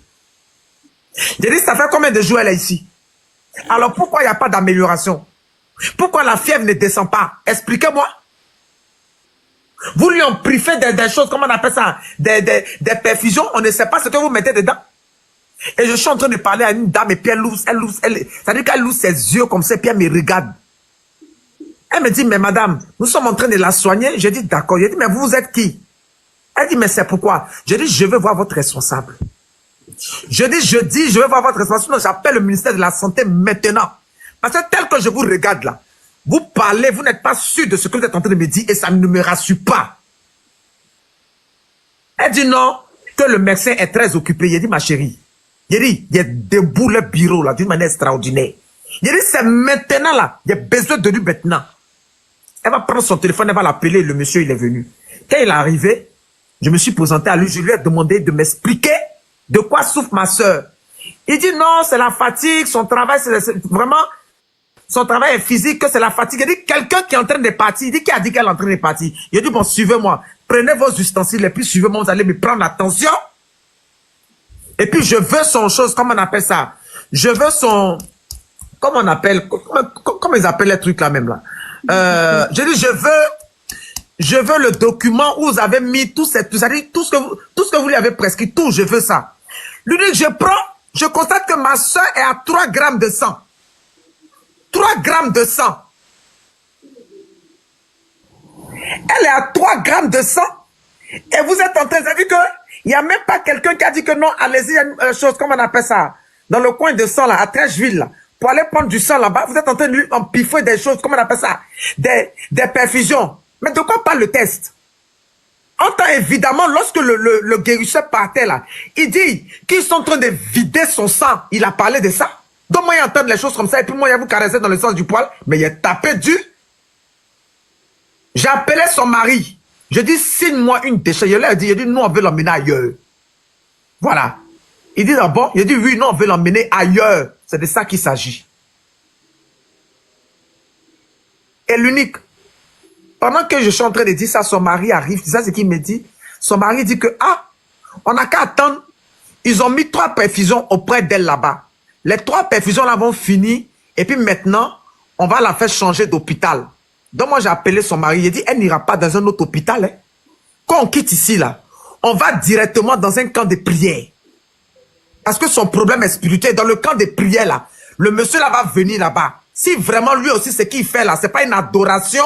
Parce que, quoi qu'on dise aussi là, tu peux tomber sur un guérisseur, mais le guérisseur là, lui là, il travaille avec des génies. Appelons les choses aussi par leur nom. Voilà, donc il faut vraiment faire aussi attention par rapport à ça. Et donc, l'unique, quand il a fini de dire ça là, on est resté sur le fait que elle devait faire chose, comment on appelle ça, finir les 3 perfusions, et puis on allait la faire sortir de là. Et donc, nous, on rentre à la maison. Donc, moi, le monsieur là, le guérisseur là, vu qu'il n'a pas eu de suite, jusqu'à une certaine heure, il m'appelle. Il m'appelle, il me dit, ah, ma fille, ça va? J'ai dit oui. Il dit, j'ai préféré t'appeler parce que je viens de raccrocher avec son mari. Ce qu'il m'a raconté là, ça m'a pas convaincu. Que je vous ai dit de l'enlever là-bas. Pourquoi elle est encore là-bas? Je dis, ah, papa, tu sais ce qu'on va faire? Comme c'est une question d'hôpital, il y a un processus à respecter là. Donc, faut me dire, moi, je vais venir vers toi et puis je vais prendre les médicaments là. Et puis, nous, on va venir commencer les soins à l'hôpital là-bas où elle est. Il dit, est-ce que moi, je peux faire ça? Je dis, oui, je peux faire ça. Je peux me déplacer pour venir à Yopougon pour ça. Il dit, d'accord. Donc, l'unique, on se donne rendez-vous le lendemain. Il me dit de venir tôt le matin. Je dis, ok, d'accord. Donc, tôt le matin, comment je sors de là, je ne dis même pas à maman où il va. Il dit, non, il va gérer une course que je reviens. Donc, je sors de la maison pour Yopougon. Je suis allé jusqu'à Yopougon. Donc, j'arrive, Yopougon, nouveau quartier précisément. J'arrive là, j'appelle le monsieur. Il arrive. Il me fait asseoir devant un maquis. Il dit, ah, mais est-ce que devant le maquis, là, c'est chez toi? Je suis venu prendre les médicaments. Il dit, non, il a commandé que ça vient. Il dit, non, c'est pas toi-même qui fait. Il dit, si, c'est lui qui fait. Mais il a préparé ça, c'est à la maison, les gens vont venir avec ça ici. Il dit, ah, parce qu'il ne doit pas arriver à la maison là-bas. Et puis le monsieur me regarde. Il me dit, mais, hier, j'ai parlé avec ta soeur hier en esprit. Qu'elle partait, je l'ai appelée. Elle me dit qu'elle est trop fatiguée, que les gens l'ont eu. Que elle là, elle s'en va. Et donc là, je ne peux plus rien pour elle. Que ça dit que la sorcellerie humaine là, l'a déjà eu. Que c'est fini, elle est partie comme ça. Il dit, ah, donc eux, ils ont pris, ça dit, ils ont croqué ses os, quoi. Il dit, c'est fini pour elle. Il dit, moi, il refuse ça au nom de Jésus. Il dit, bon, comme tu es chrétienne là, voilà, il faut prier, et puis bon, voilà, Dieu va faire grâce et tout ça. Il dit, mais, quel paradoxe, tu ne m'as pas fait déplacer ici pour ça? Tu m'as dit de venir prendre les médicaments, qu'on pouvait faire les traitements à l'hôpital. Si tu m'avais dit qu'on ne pouvait plus rien là, pourquoi moi, il allait me déplacer? Tu n'es pas mon parent me déplacer, ça va venir faire quoi? Ça va venir faire quoi? Et donc, voilà, voilà que le monsieur va me dire que bon, Le petit, il arrive avec les médicaments. Effectivement, le petit est arrivé. Quand le petit est arrivé, l'unique, il me montre un sachet bleu de médicaments indigènes comme ça. Et puis, il fait sortir un fil. Il dit, si tu arrives, faut mettre le fil là dans ses cheveux, son âme va revenir. Écoutez-moi très bien. Tu mets le fil là dans ses cheveux, son âme va revenir. Et puis ça là, tu fais bouillir, tu fais comme ça, elle va boire, tu prends pour la masser. Et puis il m'a dit, qu'est-ce qu'il m'a donné d'autre encore là? Il m'a donné quoi? Un truc que je devais mettre dans, voilà, il dit de faire un frais africain. De chercher un frais africain avec un peu de bonnet rouge, je vais battre ça, elle va boire. Ça va l'aider, ça va la remonter, un frais avec africain là. Ça va la remonter. Puis le fil qu'il a donné là, c'est quelque chose qu'il a travaillé depuis 3 heures du matin. Quand je vais mettre dans ses cheveux là, hein, son âme va revenir. Il dit, ah bon, hein? Il dit oui, il dit, Dieu est fidèle. Mais l'unique, quand j'ai récupéré le colis, j'ai commandé le Yongo. Quand je suis monté dans le Yongo là, il dit, il a commencé à parler une folle, il a commencé à délirer. Il a dit, Seigneur, il a commencé, il a dit, Jéhovah, Jésus-Christ, Saint-Michel. Seigneur, je ne sais pas ce qui est en train de se passer là-bas concernant ma soeur.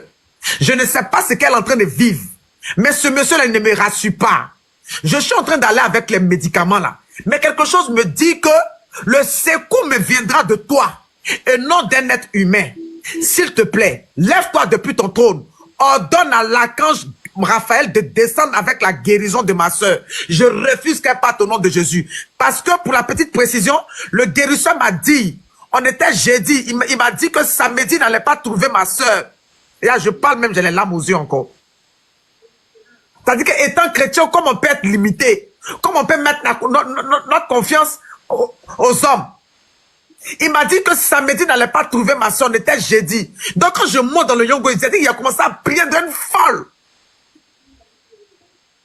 Le chauffeur a garé puis m'a regardé.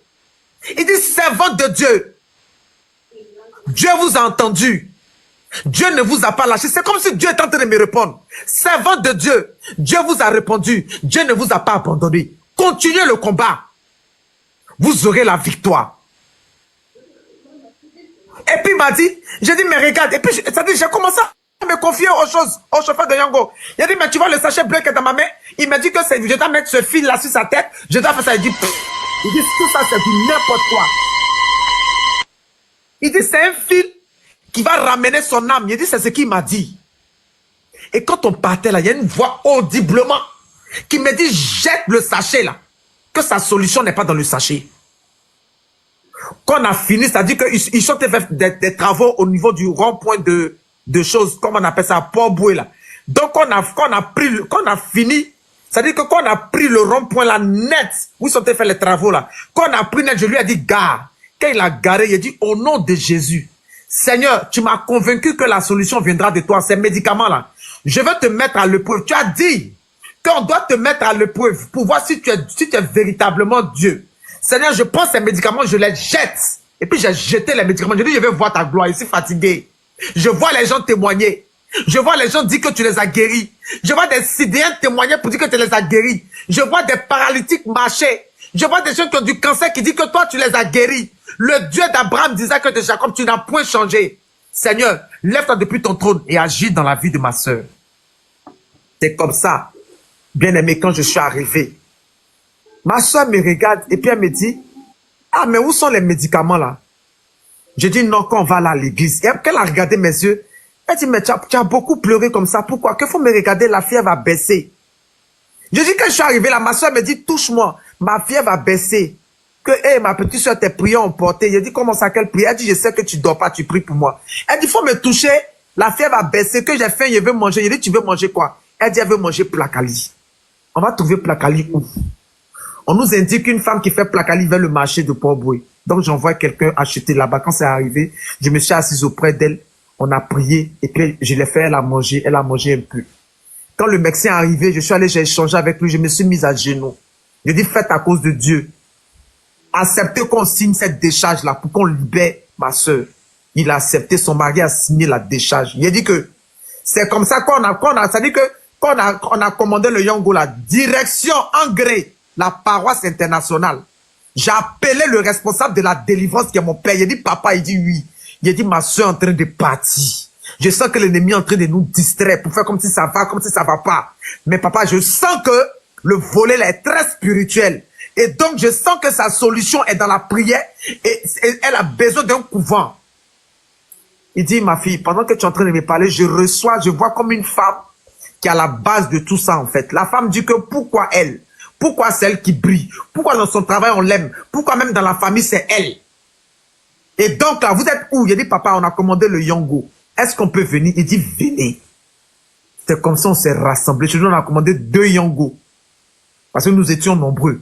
Et on s'est rendu sur la paroisse. Quand nous sommes arrivés net, heureusement que les visionnaires étaient là. Ils étaient là pour une semaine de consécration, des moments de jeûne et de prière.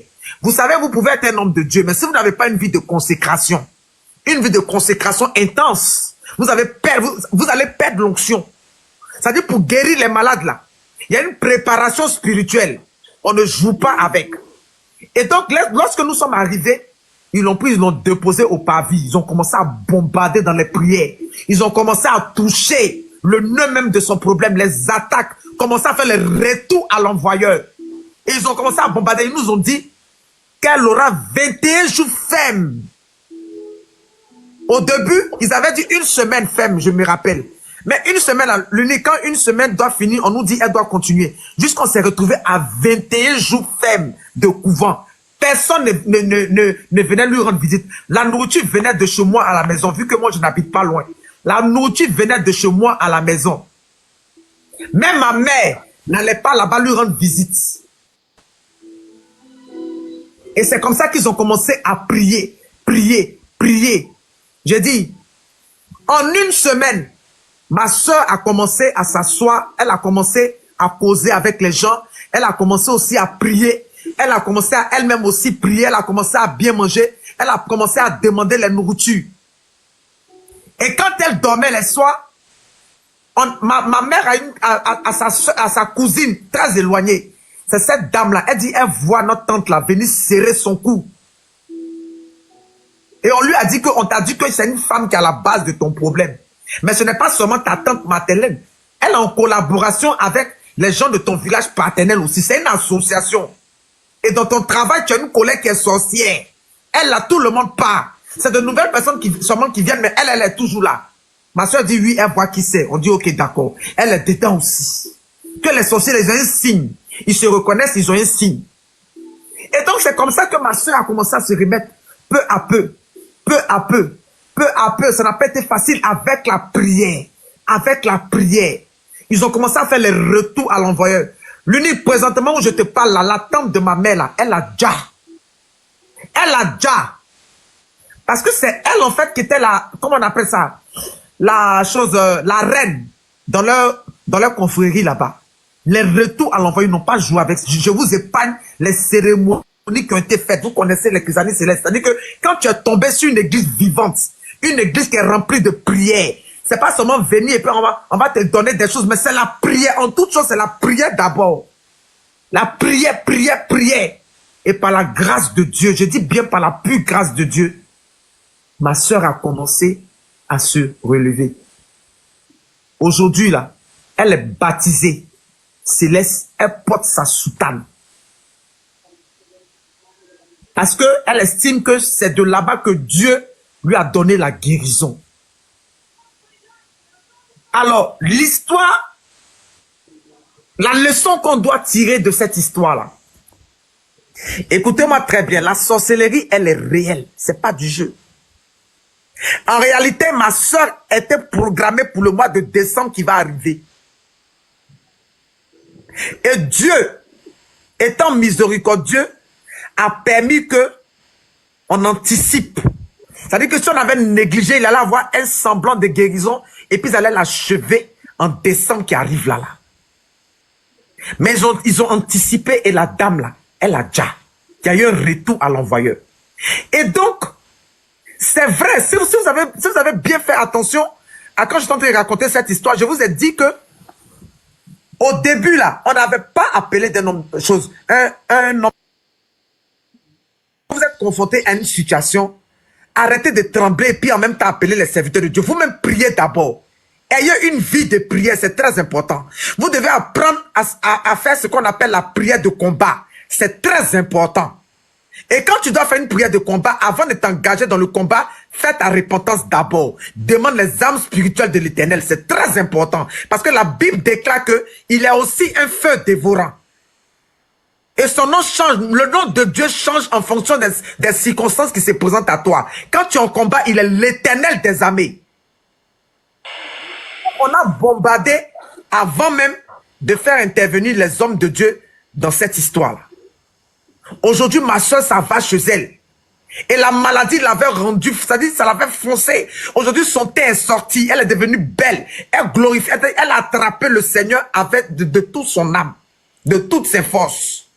Parce qu'elle a compris qu'elle n'a que Dieu. Et aujourd'hui, là, le guérisseur, là, on n'a pas utilisé, c'est-à-dire que si on avait utilisé ces médicaments, on allait rendre gloire à son adoration. Mais on a préféré mettre notre confiance en Dieu. Quand Dieu te dit qu'il va faire, garde la foi, il fera. Ne sois pas distrait. Garde la foi. Ton Dieu te dit qu'il va te guérir. Ton Dieu te dit qu'il va te délivrer. Mais tu es là, tu n'es pas patient. Tu seras qui court d'homme de Dieu en homme de Dieu. Et tu es là, tu es en train de voler ta grâce en t'imposant les mains. Faisons très attention. L'unique l'a dit ici. C'est la fin de l'année. Que chacun fasse son mea culpa. Que chacun se prépare spirituellement à rentrer dans l'année 2025. Parce qu'aujourd'hui, là, si tu pars là, tu pars seul. Même les jumeaux là, on les enterre pas ensemble. Même ta mère qui t'a porté 9 pas dans son ventre, dans son ventre là, le jour où tu dis là, elle n'ira pas, c'est-à-dire, elle n'ira pas avec toi. Elle va pleurer, se jeter, mais elle n'ira pas avec toi. Moi, je n'ai jamais vu une mère qui a perdu son enfant et qui a accepté aussi de rentrer dans la tombe pour dire, fermez-moi aussi, je vais partir avec mon enfant. Pour dire que tu as aujourd'hui la possibilité de revoir certains paramètres de ta vie. Si tu sens que tu vis une vie qui n'est pas conforme à ce que Dieu nous demande, il faut revoir ça. C'est très important. Parce que ce n'est pas du jeu. Le spirituel domine le physique. Donc, il faut toiletter ta vie dès maintenant. Vraiment, c'était mon message du jour. Que Dieu nous garde. Merci beaucoup.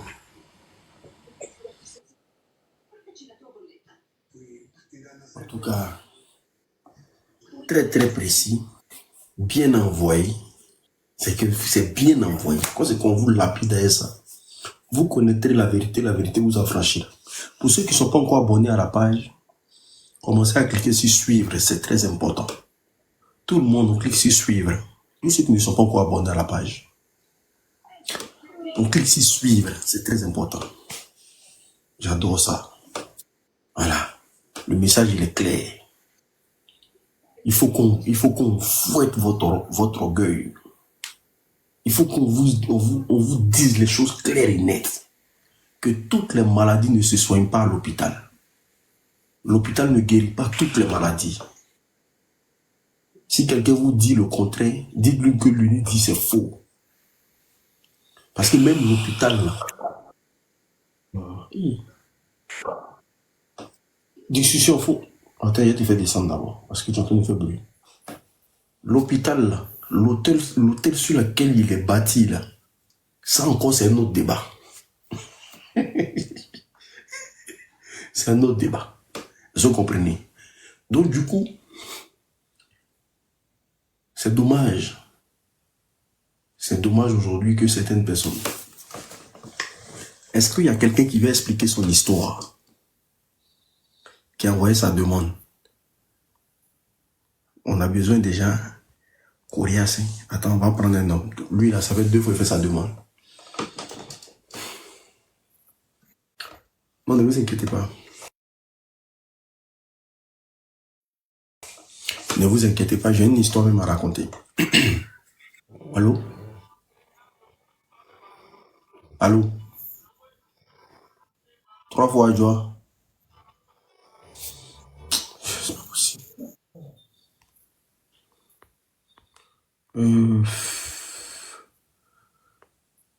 Qui est-ce qui a envoyé sa demande qui veut expliquer son histoire?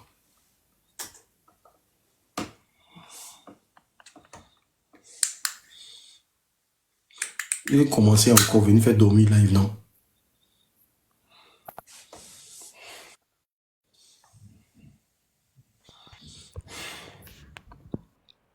Oui, allô? Allô?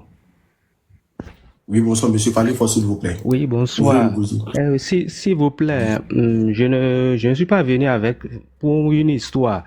C'est l'histoire d'hier, là, de la jeune fille dont vous aviez parlé, qui parlait.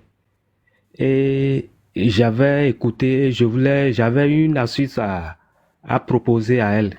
Comme vous avez dit, si quelqu'un peut l'aider.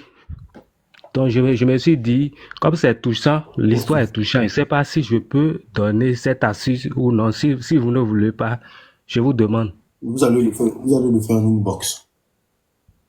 Ah, Je vous envoie la d'accord. demande. Merci. L'histoire que je vais vous raconter, c'est l'histoire sur la sorcellerie. Oui. C'est l'histoire d'une maman qui s'est oubliée. Vous savez, si quelqu'un te dit que tant que le sorcier n'est pas dans ta famille, on ne peut pas t'avoir, c'est faux. On peut t'avoir. Ça va dépendre de ton comportement. Le sorcier peut t'avoir juste parce que tu l'as insulté. Vous allez voir que dans la rue, il y a des gens qui vous provoquent pour des rien. Et juste parce que tu cèdes à sa provocation, peut-être tu l'insultes, tu lui parles mal, ça lui ouvre une porte pour qu'il puisse frapper. Oui, ça existe. Vous allez voir que il y a des gens, il y a des vieux, eux, le travail là, c'est des provocations. Voilà, forcément sur la provocation, les injures, les menaces. C'est pour ça qu'on dit tout ce qui sort de ta bouche là. Si ça peut te condamner là, mieux tu la fermes. Donc quelqu'un ne peut pas être forcé, il peut pas être forcément dans ta famille avant de t'attaquer en sorcellerie. Non, c'est pas possible. Maintenant, quand la personne est de ta famille, là encore là, c'est chaud. Est-ce que vous comprenez? Là, le combat devient très rude. Et sachez que eux tous, ils se connaissent. C'est-à-dire, si toi on te guette là, ils ont ce qu'ils veulent. Est-ce que vous comprenez? L'histoire que je vais vous conter, c'est l'histoire d'une maman. La maman, elle avait un seul fils, un seul garçon. Et le jeune en question, c'est quelqu'un qui était vraiment, qui était bon à l'école. Qui était très très bon à l'école, très sérieux, très sincère. Mais la maman, le jeune ne savait pas que sa maman était sorcière. Est-ce que vous comprenez? Il ne savait pas que sa maman était sorcière. Voici comment le jeune, il va dans un séminaire. Et avant le séminaire, sa maman se fait interpeller dans son camp de sorcellerie. Parce que la maman était dans une tontine de sorcellerie. Vous voyez les tontines physiques que les gens font au marché là. Hein? Dans la sorcellerie là. Elles organisent des tontines. C'est-à-dire que la personne dans le monde physique doit payer avec de l'argent. Est-ce que vous comprenez? Dans le monde physique, tu payes avec de l'argent, alors que dans le fond, c'est des sacrifices, elles font. Les histoires de tontines, il y a certaines tontines là, il ne faut pas chercher à rentrer dedans. Est-ce que vous comprenez? Il y a un ici qui me demande, tu as le preuve. Attends, je vais bloquer. On explique une histoire, ils sont en train d'expliquer une histoire, mais demande s'il y a les preuves. C'est-à-dire que ils sont en train de parler à vraiment des ploucs. Ok. Excusez-moi, je bloque les gens. Ok. Voilà.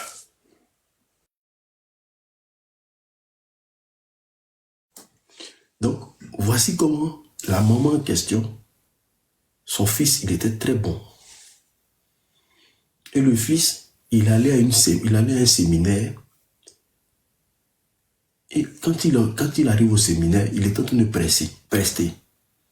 Il est en train de donner vraiment son point de vue face à une situation et tout, et qu'on sort dans son école. Et voici comment l'enfant trébuche, l'enfant tombe. Parce que dans le monde de la sorcellerie, sa maman devait donner son enfant. C'était à son tour de donner son enfant. Et la maman, elle a sacrifié son enfant pour payer sa part de tontine. Parce qu'au début, elle ne voulait pas. On lui a dit, si tu ne donnes pas, c'est toi-même on te prend. Donc, elle a donné son enfant.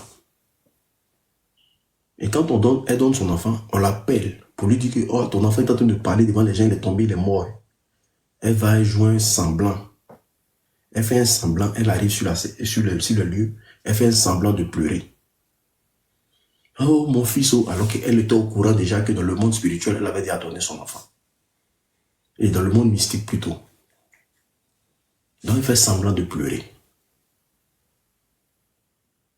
Vous comprenez? Voici comment on prend son enfant, on vient, on organise les funérailles et tout, et qu'on sort. On organise les funérailles, les gens viennent et tout.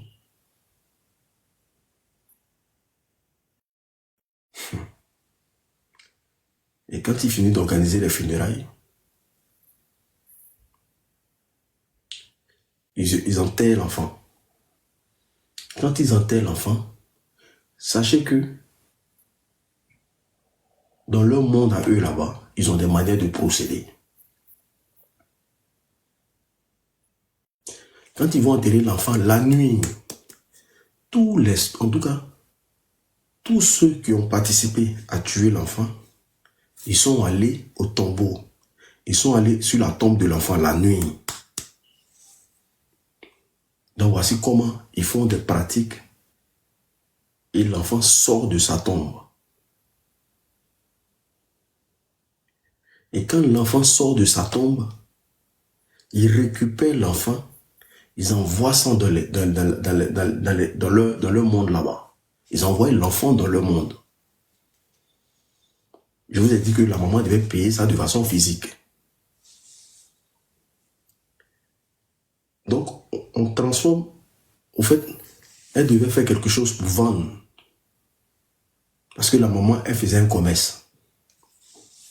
Donc, voici comment on transforme son enfant dans le monde là-bas en une vache. Une grosse vache. C'est-à-dire qu'ils ont transformé l'âme de son enfant en vache. C'est pour ça que je dis toujours, quand vous partez payer viande au marché là, c'est pas toutes les viandes qui sont au marché qui sont viandées. Je dis et je pèse mes mots. C'est pas toutes les viandes qui sont au marché qui sont viandes. C'est pour ça, on dit de faire très attention aux viandes que vous achetez dans les marchés.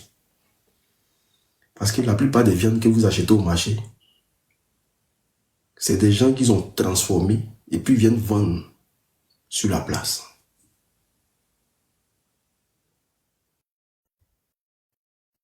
C'est difficile d'accepter ça, mais c'est la vérité. Parce que vous devez savoir, ce que vous devez savoir, c'est que les marchés sont des nids de sorcellerie. Les marchés que vous voyez là. Quand on va au marché là, on va au marché, mais on ne sait pas ce qu'on va acheter au marché. Parce que ce qui est dans ton panier là, n'est pas forcément ce que tu as acheté.